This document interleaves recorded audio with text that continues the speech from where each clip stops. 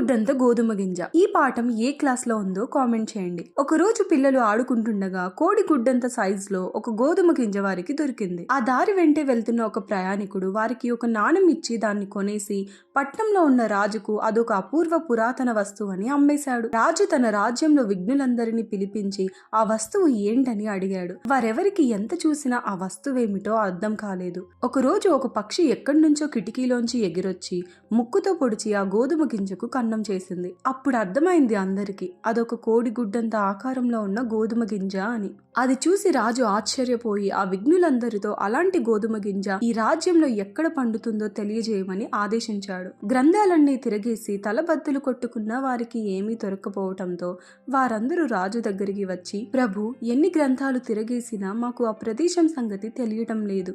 మనం రైతులనే అడగాలి. బహుశా వారిలో ఎవరికైనా వారి తండ్రుల ద్వారా ఇలాంటి గోధుమ గింజలు పండే ప్రాంతం గురించి తెలిసుండొచ్చు అన్నారు. వెంటనే రాజు తన రాజ్యంలో బతికున్న అత్యంత ముసలి రైతుని వెతికి తన ముందు హాజరుపరచమని చెప్పారు. వయసుడికి నడుం వంగిపోయి పళ్ళన్నీ రాలిపోయి 2 కర్రల ఊతంతో కష్టం మీద నడవగలిగే ఓ ముసలి రైతును సైనికులు రాజు ముందు హాజరుపరిచారు. రాజు ఆ గోధుమ గింజను ఆ రైతుకు చూపించిన తన చూపు బాగా మందగించటంతో అదేమిటో తెలియక చేతులతో తడిమాడు. తరువాత రాజు ఆ రైతుతో, ఓ వృద్ధ కర్షక, ఇలాంటి గోధుమ గింజలు ఎక్కడ పండుతాయో తెలుసా? ఎప్పుడైనా ఇలాంటి గోధుమ గింజలు చూడ్డమో లేక పండించడమో చేశావా అని అడిగాడు. కాని చెవుడుతో బాధపడుతుండటం మూలాన అతి కష్టంతో రాజు అడిగిన ప్రశ్నను అర్థం చేసుకుని, ప్రభు, ఇలాంటి గోధుమ గింజలు నేనెప్పుడు నాటనూ లేదు, పండించనూ లేదు, అసలు చూడనూ లేదు. బహుశా మా తండ్రి గారికి ఏమైనా తెలిసే అవకాశం ఉంది అన్నాడు. వెంటనే రాజు ఆ ముసలి రైతు తండ్రిని హాజరుపరచమని ఆదేశించాడు. ఒక చేతికర్ర సహాయంతో నడుస్తూ ఆ రైతు తండ్రి రాజసభలోకి వచ్చాడు. రాజు అతనికి ఆ గోధుమ గింజను చూపిస్తూ,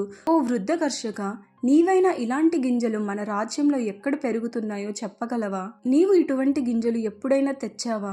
నీ పొలాలలో ఎప్పుడైనా నాటావా అని అడిగాడు. ఆ వృద్ధుడికి కొంచెం చెవుడు ఉన్న కొడుకు కన్నా వినికిడిలోనూ చూపులోనూ కాస్త నయమే. లేదు, ఇలాంటి గింజలు నా పొలంలో ఎప్పుడూ నాటలేదు, పండించనూ లేదు, నేనెప్పుడూ తేలేదు. అయినా ఆ రోజుల్లో డబ్బులు చెలామణిలోకి ఇంకా రాలేదు. ప్రతి మనిషి తన పంట తానే పండించుకునేవాడు. ఏదైనా అవసరం ఉంటే ఒకరికొకరు సహాయం చేసుకునేవాళ్ళం. ఇలాంటి గింజలు ఎక్కడ పండేవో నాకు తెలియదు. ఇప్పటికన్నా అప్పుడు పంటలో గింజలు చాలా ఎక్కువ పండేవి.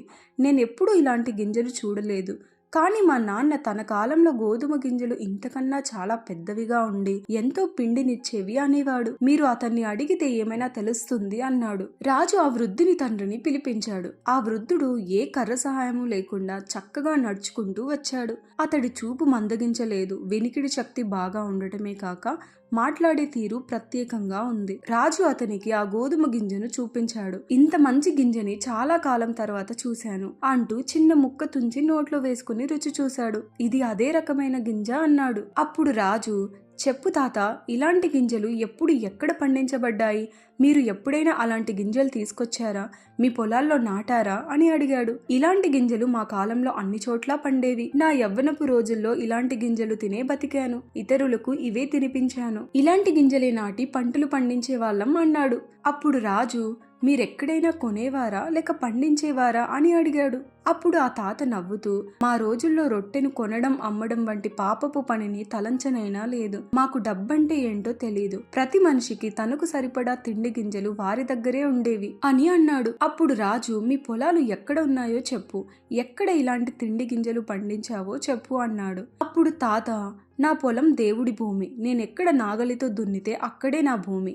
ఏ మనిషి ఇది నా సొంత భూమి అని అనేవాడు కాదు. శ్రమ ఒక్కటే తమ సొంతం అనేవారు ఆనాటి ప్రజలు అని చెప్పాడు. నా మరో 2 ప్రశ్నలకు కూడా జవాబు చెప్పు తాత అంటూ రాజు, మొదటి ప్రశ్న, అప్పుడు అలాంటి గింజలు పండించిన భూమి ఇప్పుడు ఎందుకు పండించటం లేదు? రెండవ ప్రశ్న, ఎందుకు నీ మనవడు 2 కర్రల ఊతంగా చేసుకుని నడుస్తున్నాడు? నీ కొడుకు ఒకే కర్ర ఊతంగా చేసుకుని నడుస్తున్నాడు. నువ్వు మాత్రం ఏ ఊతం లేకుండా నడుస్తున్నావు. నీ కళ్ళు కూడా కాంతివంతంగా ఉన్నాయి.